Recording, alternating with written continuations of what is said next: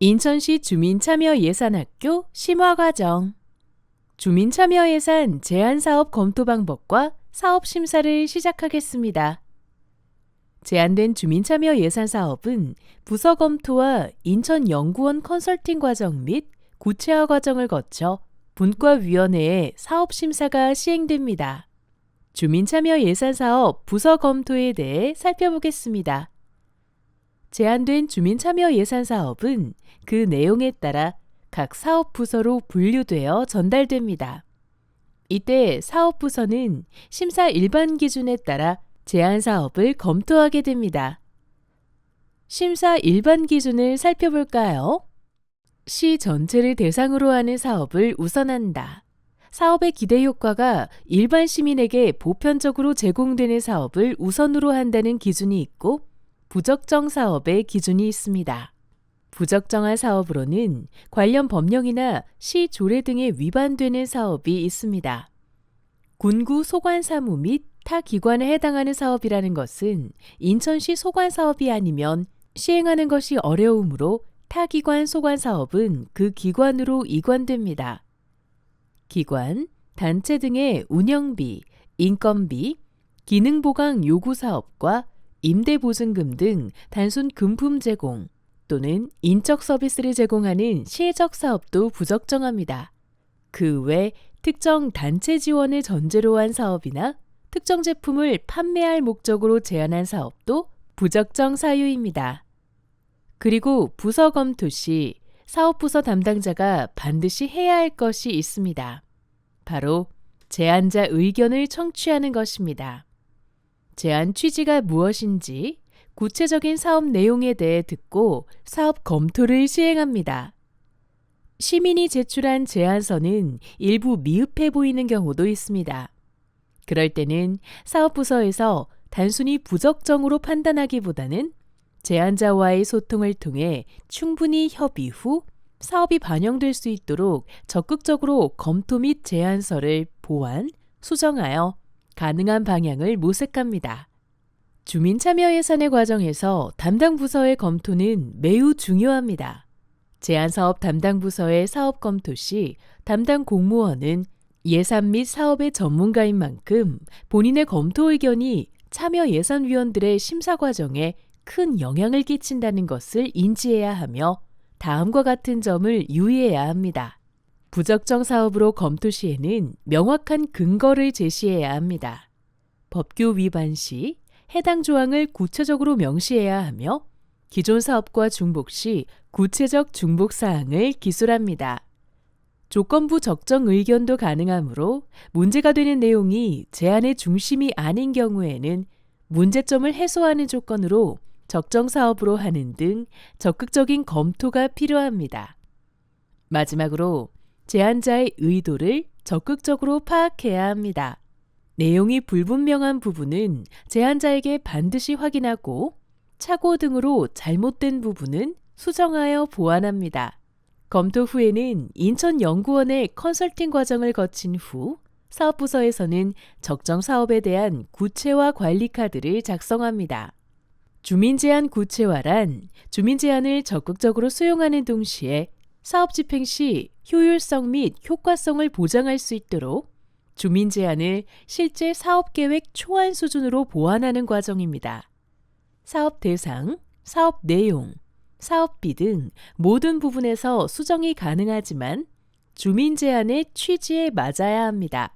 사업부서의 검토와 컨설팅, 구체화 과정을 거친 후에는 주민참여예산위원회 분과위원회별 사업심사가 이루어집니다. 주민참여예산 사업을 심사할 때는 단순히 사업의 타당성만을 검토하는 것이 아니라 주민의 요구 및 의도를 파악하는 것이 중요합니다. 즉, 제안서에 숨겨져 있는 요구와 의도를 파악하여 제안 취지를 최대한 살리는 방향으로 만들어가는 것이 중요합니다. 주민참여예산 제안사업 심사 기준에 대해 설명드리겠습니다. 첫 번째로 유사 중복성입니다. 기추진 사업은 주민참여예산 사업으로 편성될 수 없습니다. 기존 사업을 지양해야 합니다. 기추진 사업 여부를 반드시 확인해야 합니다. 두 번째로 필요성입니다. 이는 주민참여예산제도의 취지와 효과 등을 감안할 때 꼭 필요한 사업인가에 대한 내용입니다. 주민참여예산제도의 취지라 하면 특정한 대상이 아닌 인천 시민 전체를 위한 사업인지, 사회적 약자를 배려한 사업인지와 더불어 실제 시행되었을 때 효과가 있을 것으로 보이는 사업이어야 합니다. 세 번째로 시급성이란 당장 시행해야 하는 사업인가에 대한 부분입니다. 여러 사업 중 이 사업이 우선적으로 시행되어야 할 이유가 있는지 살펴보시기 바랍니다. 네 번째는 공공성입니다. 공익 목적 달성과 사회적 약자에 대한 내용으로 특정 대상의 이익만을 보는 것이 아니라 우리 사회의 공익을 추구하는지에 대한 내용입니다. 다섯 번째는 법적 근거입니다. 이 사업이 타당한 근거가 있는지에 대한 내용입니다. 현재 법령이 있는지, 관련 내용으로 인천시 조례는 있는지에 대해 보아야 합니다. 사업은 관련 법령이 없으면 시행될 수 없습니다. 여섯 번째는 적정성입니다. 이는 주민참여 예산으로 편성하는 것이 타당한지에 대한 내용입니다. 어떤 단체나 특정 단체를 지원하는 것은 부적절하니 이에 대해 엄격히 검토하셔야 합니다. 일곱 번째는 목표 달성도입니다. 이 사업을 수행하여 목표를 달성할 수 있는지에 대한 내용입니다. 아무리 좋은 사업이라도 구체적이고 현실적인 실행 방안이 없으면 안 됩니다. 다음 여덟 번째는 수혜 대상에 대한 것으로 다수 주민에게 혜택이 돌아갈 수 있는지에 대한 내용입니다. 아홉 번째는 양성평등에 대한 내용입니다. 이 사업이 특정한 성별에게만 혜택을 주는 것은 아닌지 구조적으로 고민하여 심사해야 합니다. 마지막 열 번째는 사업비 적정성입니다. 사업 목적을 달성하는 데 적정한 규모인지에 대한 내용입니다. 과도하게 책정되어 예산 낭비가 우려되지는 않는지, 혹은 반대로 너무 적게 책정되어 그 효과가 미약할 수 있는 점에 대해 숙고해야 합니다. 구체적으로 사업 심사 방법에 대해 살펴보겠습니다. 사업비 검토입니다. 모든 사업의 핵심은 예산입니다. 유사한 사업과의 사업비를 비교해 보아야 합니다. 비슷한 유형의 사업비와 비교하여 너무 적거나 많지는 않은지 확인해야 합니다. 동종 사업 간 사업비의 차이가 클 경우 문제 제기가 발생할 수 있습니다. 또한 사업비의 차이는 예산 낭비로 이어질 우려 또한 큽니다. 사업 내용 검토입니다. 심사 기준에 따라 사업 내용을 검토합니다. 그 외에 목적에 맞게 사업이 시행될 수 있을지, 성과가 드러날 수 있을지 여부 또한 주요 검토 사항입니다. 그 외에 제안 당시 생각 못했던 부작용은 없을지, 이 사업에 대한 사후 관리 계획은 있는지 검토해야 합니다. 사업 효과 검토입니다. 사업의 효과가 예산의 투입에 비례하는지에 대한 내용입니다. 참여예산위원은 살고 있는 지역의 주민으로서만의 관점을 넘어 인천시 전체의 관점에서 지역별 배분과 지역 균형 발전을 고려해야 합니다. 그리고 사업 대상 주민들이 사업의 취지와 효과에 동의할 것인가에 대한 고민도 필요합니다. 또한 효과를 높이기 위한 방안을 강구하여 제안할 수도 있습니다. 수혜자를 넓힐 방법은 없는지, 적절한 홍보 방안을 통해 필요한 사람들에게 홍보가 충분히 될 것으로 보이는지, 보다 많은 주민들이 참여할 수 있는 방법은 없는지에 대한 내용입니다. 그 다음은 사업부서 검토 의견 및 컨설팅 의견 참고입니다. 실제로 이 사업을 시행할 부서의 검토 의견은 매우 중요합니다. 적격으로 판단한다 하더라도 사업부서 및 인천연구원의 컨설팅 의견은 매우 유효합니다. 현장 심사에 대한 내용입니다. 시설비 사업의 경우에는 현장 심사를 해야 합니다.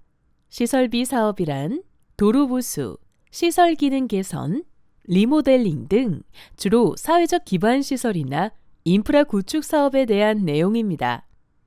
제안서의 사업 내용과 현장이 일치하는지와 사업의 필요성, 시급성, 공공성 등에 대해 현장 방문으로 확인하는 과정입니다.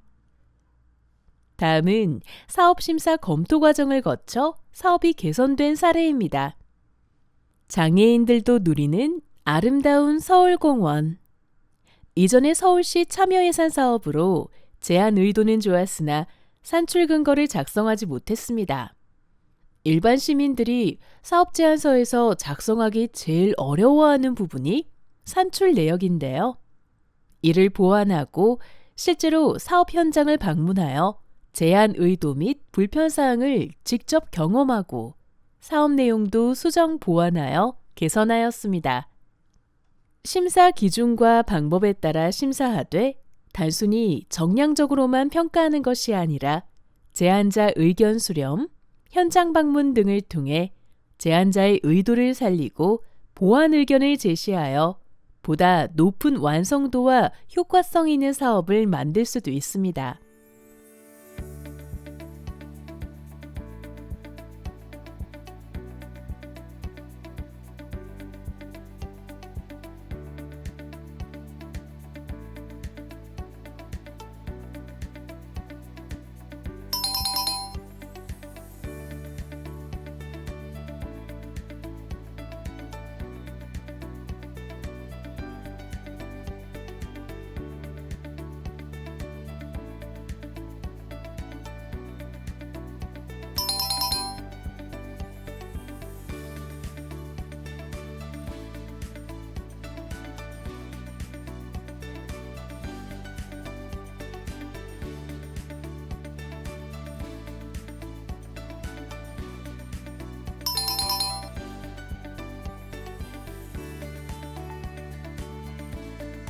그럼 이것으로 강의를 마치겠습니다.